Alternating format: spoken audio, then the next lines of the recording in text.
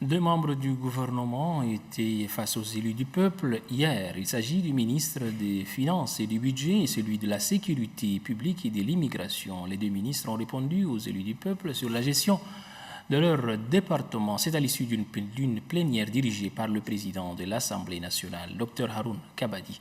On fait le point avec Doba Robert.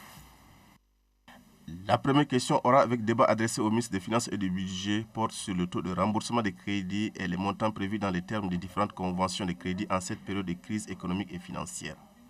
Selon l'auteur de la question, avec la réduction des indemnités liées aux différentes mesures d'austérité prises par le gouvernement, nos compatriotes accrédités auprès des banques peinent à joindre les deux bouts du mois.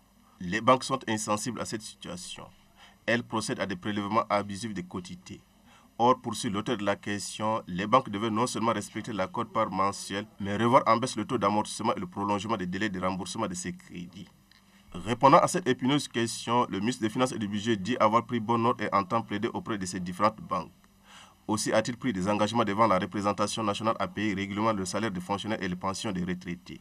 La deuxième question orale avec débat adressé au ministre de la Sécurité publique et de l'Immigration porte sur le cas des enfants déportés de Moulkou en 2014 et des enfants enlevés et appréhendés à Bongor et à Kélo. D'autres cas de déportation des enfants ont été également présentés.